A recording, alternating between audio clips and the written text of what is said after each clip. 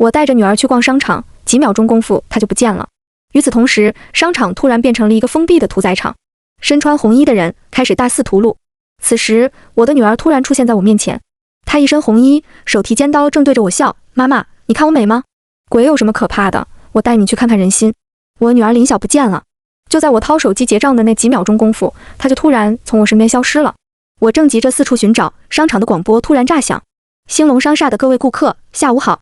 商厦因为一些原因，现已整体封闭。希望在商厦的所有顾客和服务人员认真听取以下公告，并牢记于心，自觉遵守。1. 商厦中央空调出现故障，室内气温会逐渐升高，大家不要惊慌，保持冷静。商场现开始提供免费冰激凌，可到2楼服务台领取。切记，我们只提供白色和黑色的冰激凌，没有双色。再重复一次，没有双色。注意，冰激凌将在18点前停止供应，没领取到的人切勿再去领取。2. 请所有顾客在18点前购买好黑色的衣裤鞋袜，并及时更换。请在穿有蓝色制服的商户处购买，不要随便进入穿着红色制服的营业员所在的商户。注意，我们没有身穿红色制服的营业员。注意，若不幸被红衣营业员叫住，请不要反抗他推荐的商品。3. 请不要在商厦内部吸烟，我们是无烟大楼。注意，若实在忍不住，可以去卫生间。注意，你或许会遇见严厉的保洁人员，请不要与他们对视。注意，我们商厦应该没有保洁人员。4. 若是感到饥饿，可以移步到5楼的美食广场，那里有各种美食等待着顾客们的品尝。注意，若是来到5楼，必须品尝一种美食。注意，若是食物无法接受，请不要浪费，可以在18点后赠送给其他未曾进食的顾客。未曾进食的顾客不能拒绝。提示：若是你的朋友亲友不幸失踪，请不要相信身穿红衣再次出现的他们，因为他已经不是他了。他们将引导你违反规则。有病吧？这什么鬼公告？哈哈哈！商场广播室是被黑客入侵了吧？前言不搭后语的，要不要报警？要不要去领免费冰激凌？可我喜欢双色的啊！周围逛商场的顾客们说什么的都有，我也觉得这么离谱的公告应该是商场管理出现了问题。但公告提示仍然引起了我的注意，因为我女儿林晓突然出现了，还穿着一身红色的连衣裙、红色的舞蹈鞋，外加红头绳。你的衣服哪里来的？我大为惊讶，因为距离她失踪仅仅只过去了2分钟，之前她还是一身粉色运动装。妈妈，妈妈，你看我美吗？说着还原地转了2个圈。红色衣裙飞舞，加上活泼俏皮的表情，确实显得可爱极了。可我心下却是一沉，女儿最不喜欢红色，更不会随便拿别人的东西，怎么会突然有了这一身衣服？林晓，我是在问你衣服从哪里来的。我的语气严厉起来，每当我叫她大名的时候，她都知道我的怒气值已经升满了。我可以给她买喜欢的东西，但我不允许她占小便宜，偷拿别人的。她突然站住脚，沉着脸看我，道：妈妈，你说什么？我整个人都僵住了，因为不知何时，她手里突然多了一把刀。我美吗？我到底美不美？她将刀尖对准我，脸色逐渐阴沉，像是下一秒我的回答没让她满意，她就会一刀刺过来。我想起刚刚商场的广播，若是你的朋友亲友不幸失踪，请不要相信身穿红衣再次出现的他们，因为他已经不是他了。我的女儿一向乖巧懂事，根本不会做出这种事。可商场的广播又实在离谱，她不是他了，又能是谁？正当我犹豫的时候，不远处突然响起一片惊恐的尖叫声。从四散逃开的人群中，我看见一个身穿红衣的女人，正拿着刀狠狠捅进她对面一个男人的身体里。1下、2下、3下，那女人跟魔怔了一下，不停地捅着，嘴里还一直嘟囔：你为什么说红色难看？不喜欢我吗？那就去死！男人惊恐地向周围人求救，可面对如此疯狂又残暴的凶手，众人只知四下退让，竟没有一个人敢上前。我也吓坏了，想拉着女儿退开，她却执拗地继续问我：妈妈，我不美吗？这都什么时候了，怎么还在问这种无关痛痒的问题？我刚想回答，就看见她手中的刀子离我越来越近，我悚然而惊，身体止不住一阵战栗。此时女儿的表情竟然跟那个疯女人完全一致。不喜欢我吗？我不美吗？如果我给了她否定的回答，她会不会也如疯女人一样把刀子捅进我的身体里？她还是我的女儿吗？是她的思维被什么未知的力量占据，还是她从再次出现起就已经不是我的女儿了？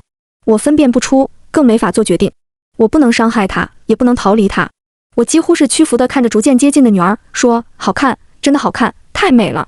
女儿露出满意的笑容，她手中的刀子也在同一时间消失得无影无踪。妈妈，我们去吃冰激凌吧。她欢快地拉着我向扶梯走去。被捅刀的男人此时已经躺在地上一动不动了，红衣的疯女人也不知跑到了哪里去，只留下一地的血泊逐渐延伸出去。女儿像是根本看不到，或是完全不在意面前这一切。他拉着我踏过血泊，踩上去的力度让血水崩到我的脸上、身上、心里。女人本弱，为母则强，我得保护好我的女儿。透过商场的挑高大堂，我看见商场的出入口已经被封住了。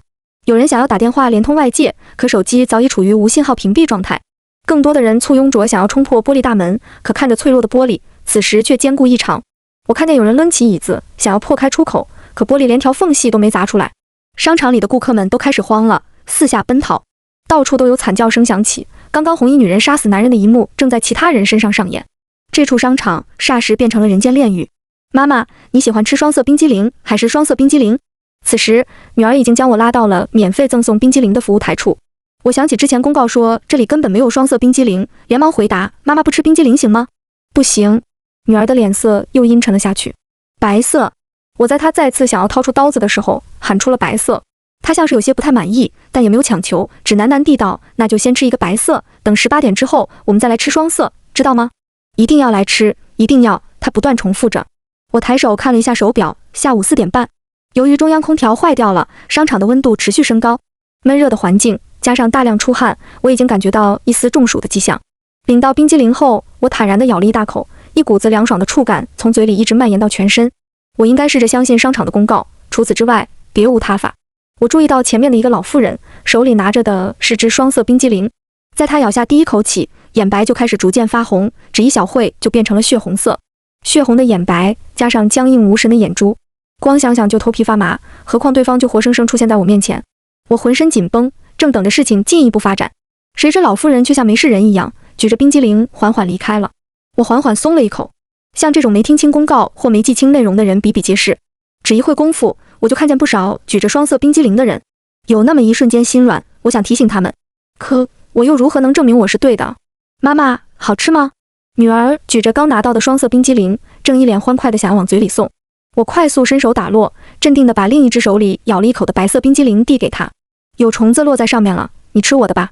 她好似有些意外我的举动，却没什么不满的情绪，欢快地伸手接了过去。妈妈，你好像很爱我，我好高兴。我赌对了。此时骚乱已经蔓延整个商场，到处都是惊慌失措乱跑的顾客，然而这里根本没有出口，慌乱只能加速自己的死亡。我眼看着一个男人慌不择路地冲进一家店铺，想要找地方躲藏，可迎接他的是身着红色制服的营业员。先生，这套西服很适合您，您要不要试试看？营业员拉住想要躲藏到更衣室里的男子，试图推销他手里的商品。可男人哪有心情是穿什么衣服？他的红衣媳妇正举着刀在店铺外徘徊，眼神凶狠地盯着他呢。你给我让开！男人挥掉营业员手里的衣服，一边冲进了试衣间。营业员没说什么，只是面无表情地低头捡起了衣服，又完好地挂到了衣架上。接着他微微躬身，冲着门外的红衣女人做了个请进来的姿势。于是下一刻，红衣女人就进去了。她来到更衣室前，只一脚，门板就像纸糊的一样碎裂开来。接着一声声男人的惨叫在更衣室里响起。我亲眼看着男人伸出一只带血的手想要爬出来，可他已经没有力气了，只挣扎了几下就不动了。营业员笑眯眯地拿了纸巾蹲下清理血迹，可血却越擦越多，不停有血液从更衣室里流出来。在我看不见的深处，红衣女人像是已经化身为厉鬼，撕碎男人的身体，捧着大块朵颐。我清晰地听到了咀嚼的声音，刚想拉着女儿走开，就见一只带血的耳朵被甩了出来。营业员似乎有些不洗地面又被弄脏，皱了皱眉走过去捡起，在我目瞪口呆中塞进了自己的嘴里。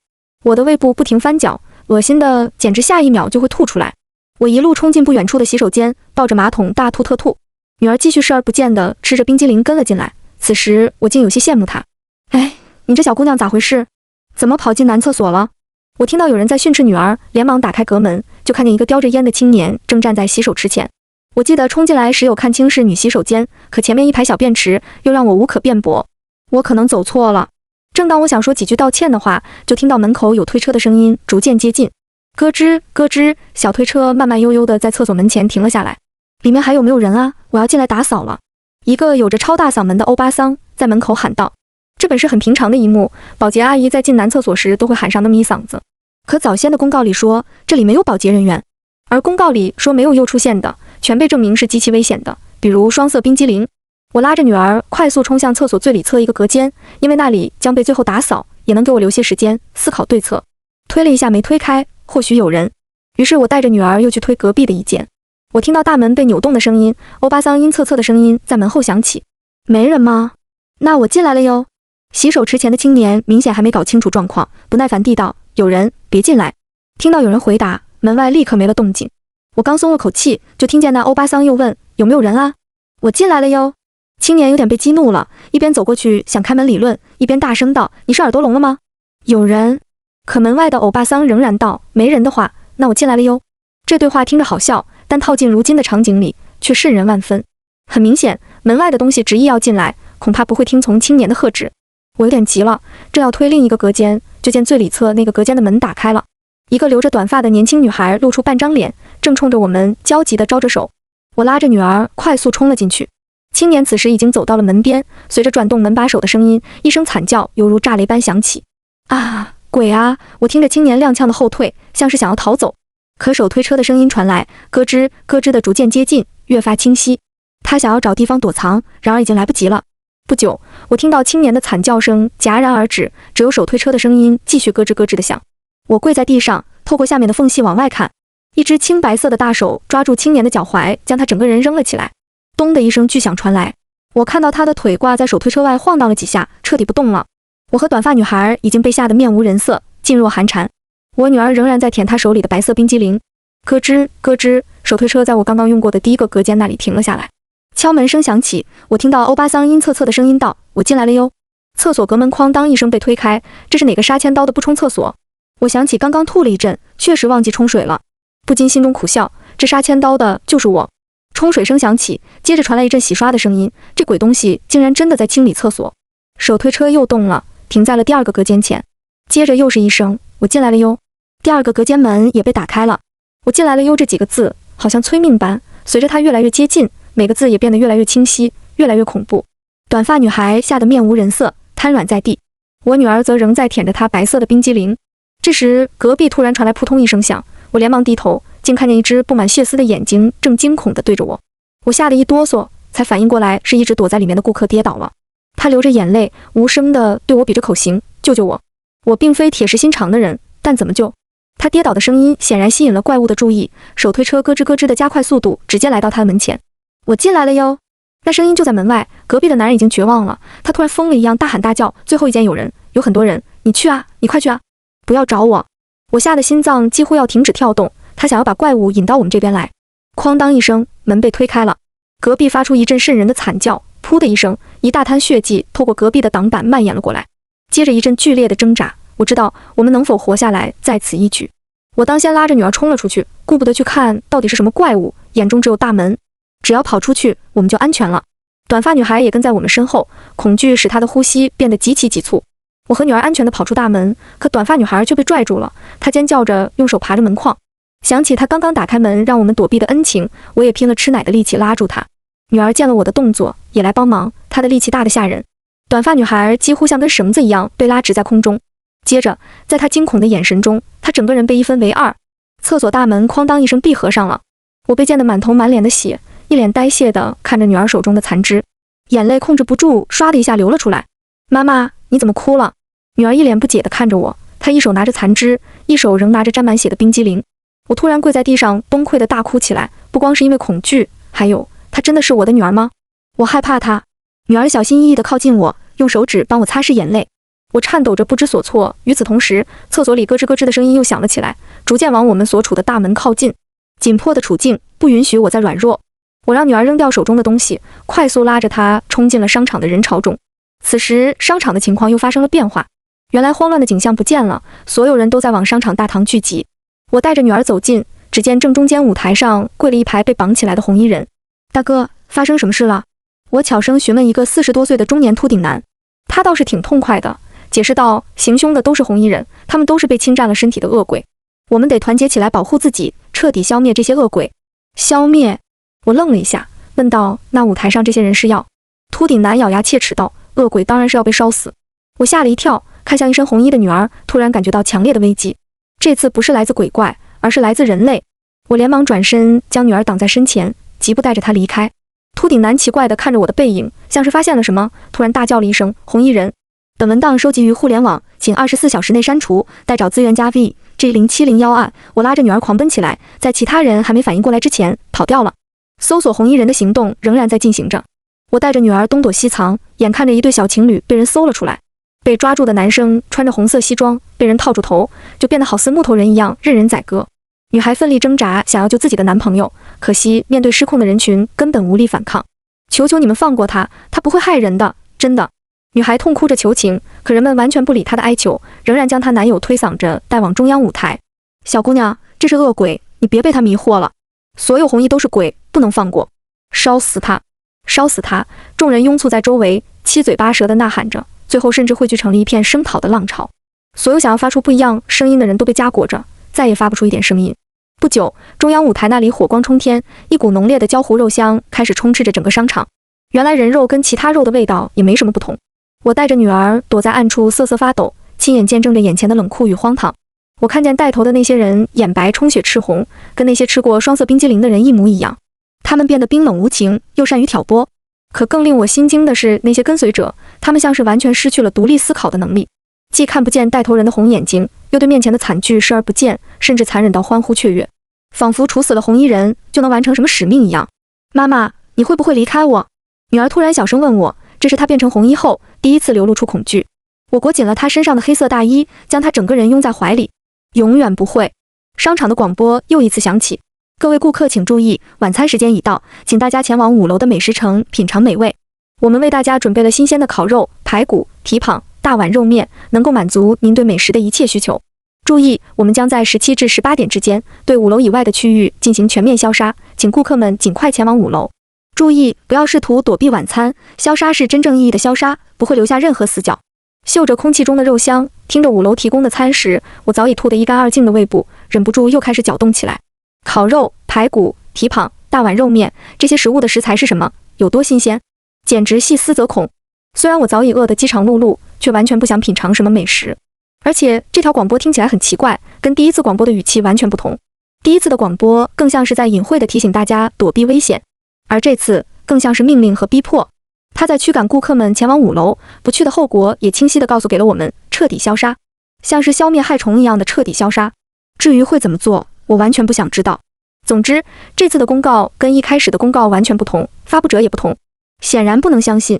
我带着女儿混入人群中，前往5楼。正对楼梯口就是一口大锅，里面煮着的像是番茄芝士浓汤，红的、白的、黄的搅拌到一起，黏糊糊的散发出一股说不清道不明的味道。我又忍不住想吐，可周围的人已经乐呵呵地围了上去，迫不及待地享用起来。女儿也很兴奋，看着汤锅双眼放光，妈妈，看着很好吃的样子，我想吃。她催促我快点过去，我看得出她饿了，可是那种东西，红色是西红柿，或许也有别的东西混杂其中，白色是芝士，而黄色看起来更像是被油炸过的肥肉。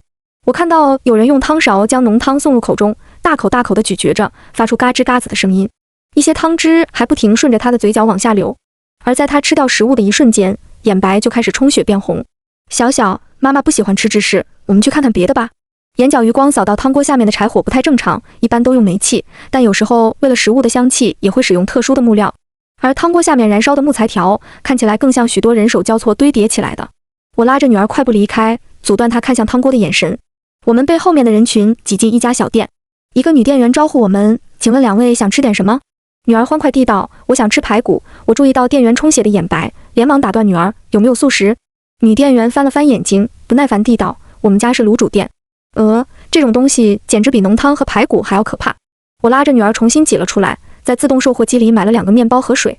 女儿大为不满，满脸怨气地啃起了面包。我摸着她的头安抚道，我们先简单吃点，回到家就给你订最大个的披萨。女儿满意了。我注意到周围也有一些在啃面包的顾客，我们对视一眼，心照不宣。看来也并不是所有人都迷失了心智，人群里还是混杂着一些听到第一次公告并且遵守的人。看了一眼时间，快到6点了。我带着女儿挤到出口处，却被2个红眼的工作人员拦住了去路。2位顾客是没找到合心意的食物吗？我们已经吃过了，可以让我们离开吗？我有些紧张。2位最好还是吃点东西，美食城6点就要关闭了。我看他们态度坚决，知道不能硬闯，只得去刚刚的小店打包了2份卤煮。这次我带着女儿向外走的时候，他们没有拦我。果然，第一次公告里的内容非常重要且有效，必须购买一种食物。若是食物无法接受，请不要浪费，可以在18点后赠送给其他未曾进食的顾客。未曾进食的顾客不能拒绝。未曾进食的顾客必定是指那些未曾被蛊惑的人。只是这样一条规则，岂不是要我们互相残杀？这场游戏的目的，难道是要同化所有人？把所有人都变成没有正常思维、心思险恶扭曲的怪物。我带着女儿没有走远，藏进了出口不远处的安全通道里。不多时，又有3个拿着外带食物的人走了进来。我不想跟他们碰面，拉着女儿往下走了半层。6点后会发生什么事？一个少年的声音响起，哆哆嗦嗦的表现显示出了性格的软弱可欺。Shit， 谁知道会发生什么？这鬼地方发生什么都不算意外。粗豪壮汉的声音响起，骂骂咧咧，很是不耐烦。可这些食物怎么办？规则上说要拿给未曾进食的人，难道我们要？少年继续问。我清楚地听到他话语里的紧张和恐惧。你他妈的能不能闭嘴，蠢货！一会就把所有东西都塞到你嘴里。我透过楼梯缝隙向上一层望过去，戴着大金链子的壮汉正气势汹汹抓着一个瘦弱少年的衣领，像是要挥拳打他。一只白净的手突然按在了壮汉的手臂上，娇滴滴的女声道：“陈哥，别动手，你跟他傻子生什么气呢？”壮汉笑嘻嘻地松开手，揽住了女人的腰，低头在女人脸上亲了一会，才道：“我跟他开玩笑呢，知道是你弟弟，我怎么会伤害他？一会咱们就去找几个没吃过的，把晚餐塞进他们嘴里。放心，我会护着你们姐弟2人的。”我搂着女儿，一动都不敢动。若是让他们发现了我们的存在，恐怕真的会把食物塞进我和女儿的嘴里。手表的分针指向6点整，楼里的广播又一次响起：“尊敬的各位顾客，商场最后一项活动即将开始，诚挚地邀请所有顾客参加。商场大逃杀找不同，请大家寻找跟自己不同的顾客。注意，这些人善于伪装、欺骗和躲藏，请注意收听指引。游戏时间为18至19点，获胜的一方将可以带着奖品离开本商场。请大家准备，开始。”开始了！楼上的少年突然惊慌失措地喊了一声，接着就要往楼下冲。我吓得不知所措，如果他们跑下来，一眼就能看见我和女儿。乱叫什么？蠢货！壮汉拉住少年，一把将他甩到墙角。现在乱跑乱叫，就是自乱阵脚。我们得分析一下，然后制定下策略。陈哥真是厉害，要不是有你在，我和弟弟早就……哥啊，快给我们说说。女人矫揉造作的声音又响了起来，她不着痕迹地夸奖着壮汉，表现出极其顺从的一面来。那声音柔得似水，连我这个女人听了都有些浮想联翩，又何况正被他讨好的人呢？壮汉得意洋洋地道：“游戏的名字叫找不同，说明要找的就是我们这群还保留神智的人，只要不被外面那些红颜找到，7点一到，我们就能回家了。可是要怎么才能不被找到？”少年缩在墙角，哆哆嗦嗦地问。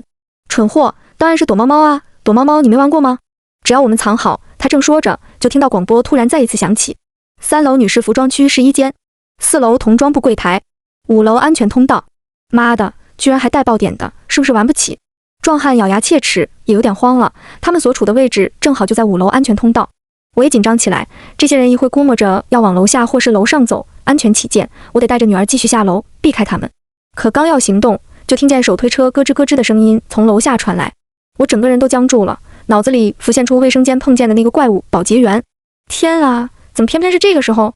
相比于保洁员，还是面对楼上的人类更好点吧。那东西来的速度好快，咯吱咯吱的声音越来越近。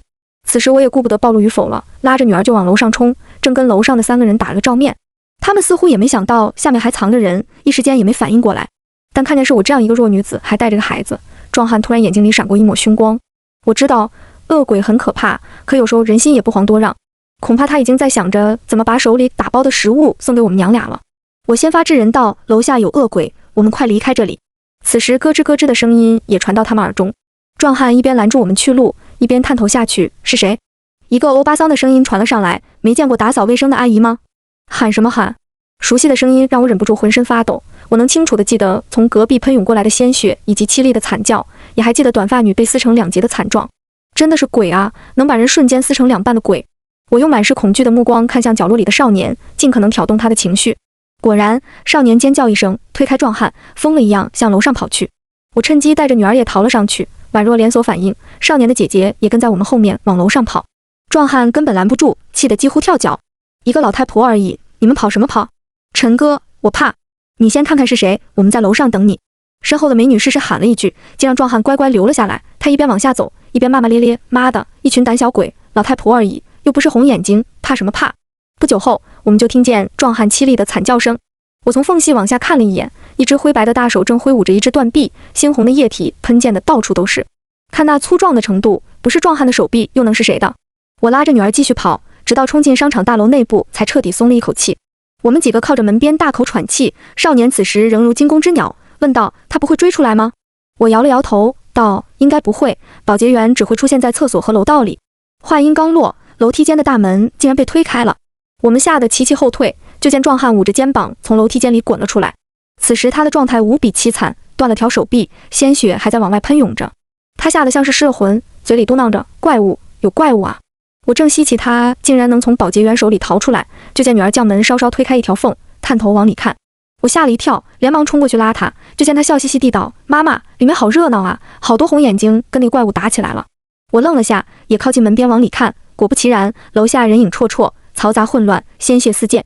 我想起广播里的爆点，不会是红眼睛来抓我们，结果跟保洁员撞到一起了吧？姐姐，我们快走吧。少年正抓着娇艳女人的手，催着她离开。等等，女人却没急着走，反而把自己和弟弟手里打包的食物都拿给了躺在地上的壮汉。6点后可以把食物送给未曾进食的人，他不能拒绝。壮汉失血过多，已经奄奄一息，他愤怒地看着姐弟俩，却无能为力。你们不能这么做。我默默地走上前，也把我和女儿打包的食物摆到了他面前。确实是趁人之危，可这才是真实的人性啊！女人带着弟弟向左边走，我拉着女儿向右边走。身后传来咀嚼声，我回头看了一眼，壮汉仿若失去神智般趴在地上疯狂进食。他面前的餐盒全被撕开，汤汁食物弄得到处都是，他将脸贴在地上，大口大口吞咽着，宛若饿死鬼般恐怖瘆人。6楼儿童大世界爆点仍然在继续，鉴于安全通道里有个怪物，红眼们只能从电梯上来。我拉着女儿有些不知所措，其他楼层的人都已经被找到，不久所有的红眼都会来到6楼。面对人数的优势，无论我们藏在哪里，都一定会被找到。到底要怎么办？妈妈，我们去玩海盗船吧。女儿拉着我，指着不远处的游乐设施说：“小小，妈妈以后再带你玩吧。”时间不对，现在不是玩乐的时候。红眼们一会儿就会包围这里，我得尽快想到办法。我拉着她想走，可她却突然执拗起来，极力对抗我的拉扯。可你以前也总是这么说。她的声音中浸透着委屈、伤心、失望，看着我的眼神让我忍不住心里一颤。确实，这种话我好像说了无数次。忙工作，忙应酬，忙着交际，成人的世界总有很多无奈，有无数需要忙碌的事，像是没做好哪一样，就无法在这个世界生存。可实际上呢，我会心安理得地认为，我所做的一切都是为了让他有个衣食无忧的生活。我这么努力，全都是为了他，可都只是借口。远处的电梯开始运行，楼层数字也在急速跳跃。他们要来了，我们其实已经无路可走。妈妈，我们去坐海盗船吧。女儿靠近我，拉着我的手撒娇，眼神中那希冀的光芒几乎要把我灼伤。好像真的很久没带她去游乐场一起玩了。远处的电梯门打开，已经有红眼冲了出来。他们四处张望，搜寻着目标。我拉着女儿突然飞奔起来，向着海盗船的方向。控制室里没有人，我设置了一下开启时间，继续拉着女儿冲。红眼们在身后咆哮，他们跟那个壮汉一样，更像是野兽，已经失去了作为了人类的神智。我们冲进海盗船里，时间刚刚好，机器开始运行。我搂着女儿坐到船头，这里是最刺激的位置，也是女儿最想体验的位置。红眼们聚集过来，将海盗船团团围住。他们想冲上来，但船体运行时那巨大的冲击力让他们无法靠近。他们红着眼睛盯着我们，愤怒的咆哮声几乎要刺穿我的耳膜。有病吧？这什么鬼公告？其女儿也在冲着我笑，欢快又兴奋。远处传来凄厉的尖叫，是那对姐弟的声音，他们终究还是没能躲过去。尖叫声刺激着红眼们，他们再也抑制不住兽性，一拥而上。海盗船四周宛若一个大型的绞肉场，来回摆动间，鲜血与碎肉横飞。船内，我与女儿相拥而坐，温馨愉悦。船外，残肢断臂，支离破碎，犹如地狱。不知过了多久，我听到有人在问：“这位大姐，你没事吧？”睁开眼睛，我看见一个身穿商场工作制服的男人正在打量着我。海盗船停了，我立刻紧张起来，低下头，就看见女儿正一脸担忧地看着我。妈妈，你怎么了？是哪里不舒服吗？我注意到她穿着来时的那身粉色运动服，乍眼的红裙子已经不见了踪影。我惊恐地打量四周，不见了残肢断臂，鲜血四溅，人群熙熙攘攘地在四周流动，孩子欢快的笑声响彻耳际。我恍惚了，难道我刚刚经历的一切竟是一场梦？妈妈，你哪里难受吗？女儿乖巧地搂着我的胳膊，一脸担忧。妈妈没事，我们回家吧。我带着女儿走下海盗船，径自坐上电梯直达商场地下停车场。坐上车，我调试了一下后视镜，女儿安静地坐在后排。我注意到一缕红光在她眼白处慢慢浮现，又渐渐隐去。小小，我们点个超级大号的披萨吧。我听见她开心地欢呼了一声。启动车子，我们要回家了。